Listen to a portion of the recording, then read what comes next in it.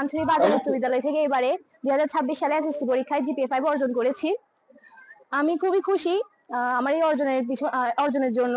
আমার এই অর্জনের পিছনে এই স্কুলের শিক্ষকদের অনেক বড় অবদান রয়েছে। আমার অনুপ্রেরণা হচ্ছে যে আমার বড় দাদা এবং আমার দিদি এবং আমার পিতামাতা। ভবিষ্যতে একজন ডাক্তার হতে চাই এবং আমার দেশের মানুষের সেবা করতে চাই। আঞ্চলিক উচ্চ বিদ্যালয়ে বিজ্ঞান বিভাগ থেকে এসএসসি 26 পরীক্ষায় জিপিএ 5 পেয়ে কৃতিত্বের সাথে উত্তীর্ণ হয়েছি এবং আমার ভবিষ্যৎ পরিকল্পনা হচ্ছে আমি ইনশাআল্লাহ ইঞ্জিনিয়ার হব এবং দেশের কল্যাণে কাজ করব। আমার এই জিপিএ 5 পাওয়ার পিছনে মূল কারিগর হচ্ছে আমার বাবা এবং আমার মা এবং আমাদের বিদ্যালয়ের শ্রদ্ধেয় শিক্ষকগণদের মধ্যে হচ্ছে যে Minhaj sir, Anup sir, Kashim sir এবং সকল শ্রদ্ধেয় শিক্ষকগণ। ভবিষ্যতে একজন ডাক্তার হতে চাই। আমার এই সফলতার পেছনে সবচেয়ে বড় হাত আমার পিতামাতার। তাছাড়াও আমার সফলতার পেছনে হাত রয়েছে আমার পাঠদানে নিয়োজিত এই স্কুলের সকল শিক্ষকগণ। আমি এবার 2026 এসএসসি পরীক্ষায় জিপিএ 5 এ কৃতিত্বের সাথে উত্তীর্ণ হয়েছি। আমার ভবিষ্যৎ পরিকল্পনা হচ্ছে আমি ভবিষ্যতে ডাক্তার হতে চাই এবং দেশের মানুষের সেবা করতে চাই। আমার এসএসসি 2026 পরীক্ষায় এবার আমাদের 146 জন থেকে 67 জন পাস করেছে। পার্সেন্টেজ হিসেবে 45.89% এবং অত্র উপজেলায় এটি সর্বোচ্চ। এবং আমাদের স্কুল থেকে 5 জন জিপিএ 5 পেয়েছে এবং আমাদের উপজেলায় আর কোনো প্রতিষ্ঠান থেকে এরকম জিপিএ 5 নেই। তো সেদিক থেকে বলবো আমরা আমাদের ছাত্রছাত্রীদেরকে আমরা যত্ন নেওয়ার চেষ্টা করেছি এবং আরো ভবিষ্যতে রেজাল্টের ভালো ফলাফলের ধারা অব্যাহত রাখার জন্য আমরা তাদেরকে ব্যবস্থা নিচ্ছি এবং উৎসাহিত করছি। বিসমিল্লাহির রহমানির রহিম।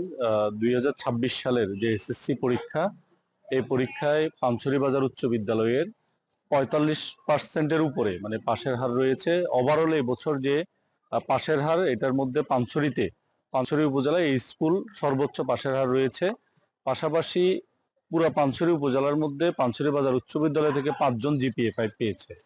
তো এই রেজাল্ট বর্তমান সময়ের জন্য, এই বর্তমান প্রেক্ষাপটে খুবই ভালো রেজাল্ট। আপনারা যারা আছেন পাঞ্চুরি বাজার উচ্চ বিদ্যালয়ে আপনাদের শিক্ষার্থীদেরকে পাঠাবেন। এখানে শিক্ষকরা এবং পরিচালনা পর্ষদ সহ যারা রয়েছেন এই স্কুলের সাথে সম্পৃক্ত সবাই শিক্ষাবান্ধব পরিবেশ ফিরিয়ে আনার জন্য, শিক্ষাবান্ধব প্রতিষ্ঠান তৈরি করার জন্য আন্তরিক প্রচেষ্টা রাখছে। আপনাদের সহযোগিতায় এই প্রতিষ্ঠান সামনে আরো ভালো রেজাল্ট করবে এই প্রত্যাশা করছি।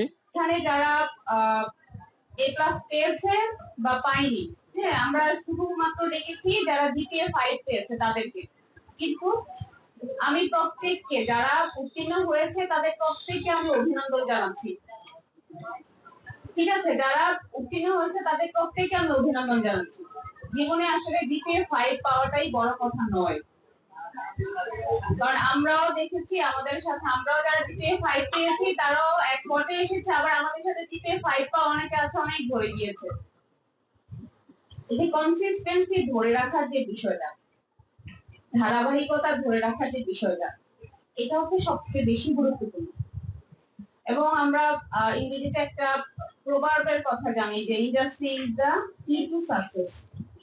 যে কোনো সফলতার জন্য পরিশ্রম অনেক বেশি প্রয়োজন। কেন প্রয়োজন?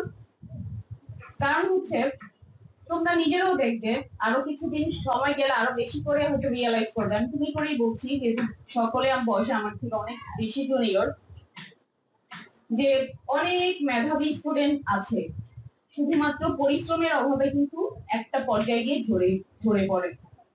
কিন্তু অনেক স্টুডেন্ট আছে একটা মিডিয়েটর মেধা নিয়ে, তার এই কনসিস্টেন্সি বা তার এই পরিশ্রমী মনোভাবের জন্য সে কিন্তু একদম শেষ সময় পর্যন্ত টিকে থাকে।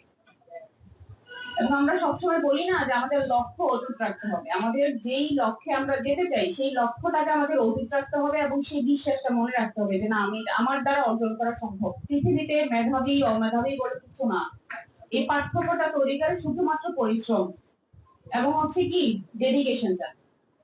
আমি কতটুকু ডেডিকেটেডলি আমার কাজটা আমি করতে পারছি সেটার উপরেই কিন্তু এই আলটিমেট যে আউটকাম বা রেজাল্ট যেটা, সেটা নির্ভর করে।